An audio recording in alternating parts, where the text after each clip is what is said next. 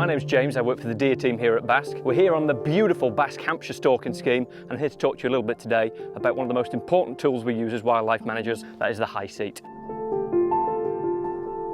we're going to talk a bit about how we use them, why we use them, and the also important safety factors about using these things.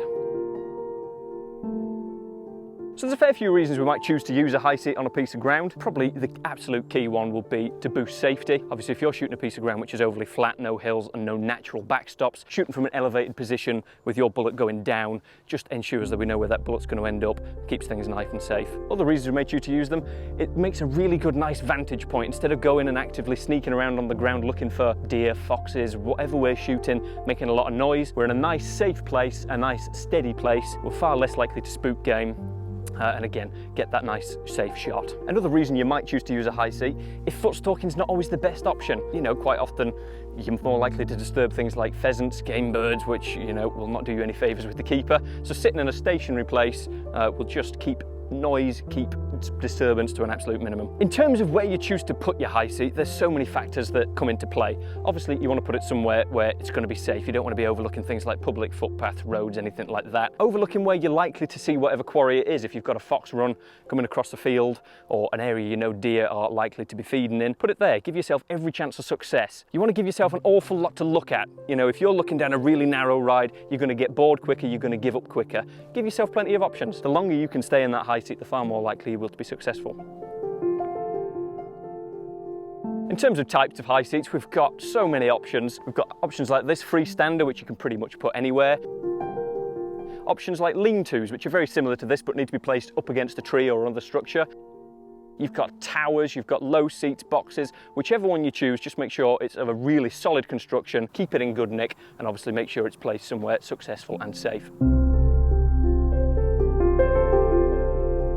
So one thing you may find when you're using your high seats, members of the public will also find it. It sticks out like a sore thumb, very obvious in the middle of a wood. So there's a few things we can do to try and discourage members of the public. First one, as you can see here, we've got a sign, do not climb, you know, not for public use, things like that. Just cover your back, try and put people off from using it. The main thing is put it somewhere secluded, keep it well away from public footpaths, somewhere where people aren't likely to find it. So one thing that's really important when it comes to high seat safety is making sure your seat is in the best condition possible. So with a metal seat like this, you want to check that all the bolts are tight, you want to check there's no rust in, you want to check all the rungs are nice and tight, things like that. Obviously when you get to a seat to go in it for the first time, just give everything a shake, check it's nice and solid, check it's not going to fall down on you.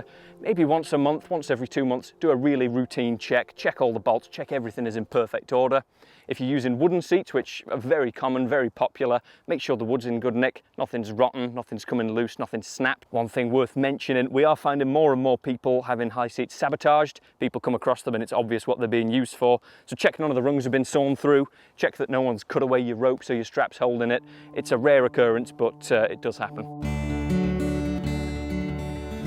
So in terms of actually getting in a high seat, there's a couple of ways that we do it. If you were stalking on your own or if you were with a person, it'd be slightly different. It seems like a really obvious thing, how to climb a ladder. But when you're using a rifle, there's a few things to bear in mind to keep everything nice and safe.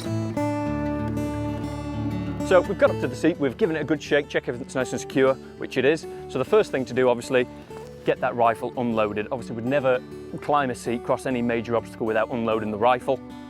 So make sure it's pointed in a nice, safe direction. Get that live round out, drop the magazine out. And just for the sake of this, so it's obvious to everyone that may be there, I'll keep the bolt open for this, there's no reason to close it. It seems like a really obvious thing how to climb a ladder. Really important thing, we call it 3 points of contact. And all that basically means is you want to have at least 2 hands on 1 foot or 2 feet on 1 hand on that ladder at all times. What you'll see all too many times is people with the rifle in their hand like that and climbing a seat. But when you go to change rung, obviously, you've got no hands on it, it's very easy to fall back. So trust your rifle sling, you know, we stalk with it all day, it's not going anywhere. 2 hands, 1 foot. When you get to the top, just check your barrel's not going to clout.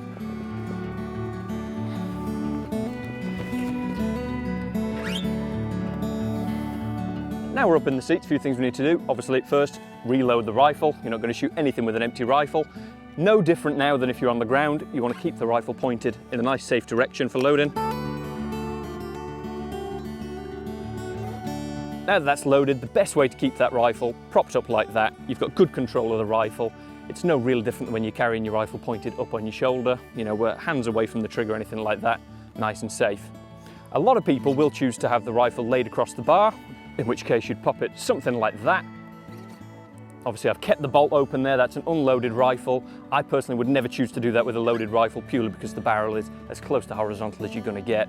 Obviously something we tell people never to do with a loaded rifle. The obvious thing we're using the high seat for is taking a shot. So if you've got your rifle like that, again, nice and steady, keep that barrel pointed down, chamber around. You want to make sure you're really nice and comfortable. A lot of people cram themselves into some really odd positions in high seats.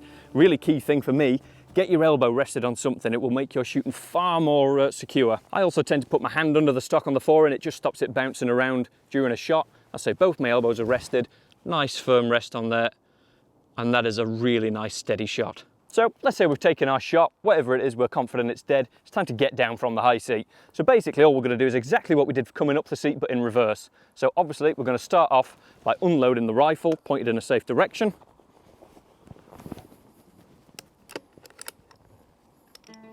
Again, I'll keep the bolt open. We now know that's a perfectly safe rifle. Get that nice and secure on your shoulder.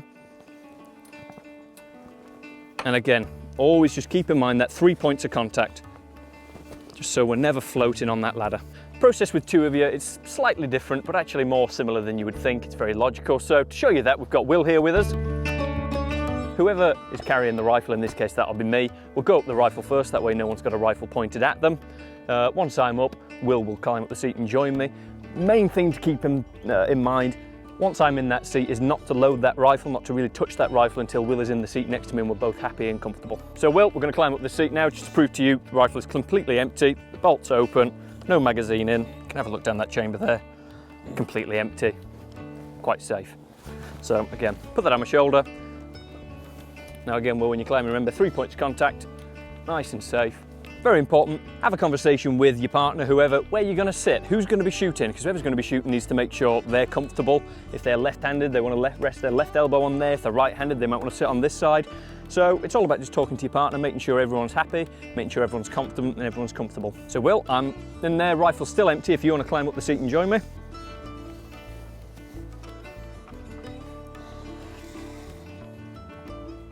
Okay, Will, are you happy and comfortable?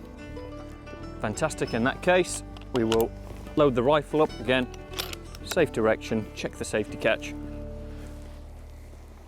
Nice and comfortable, sit and wait for anything coming out. So we're going to get down from the seat now. Will, before we start, I'll unload the rifle, make sure everything's nice and safe. Rightio, Will, that rifle's clear. If you want to head down the seat.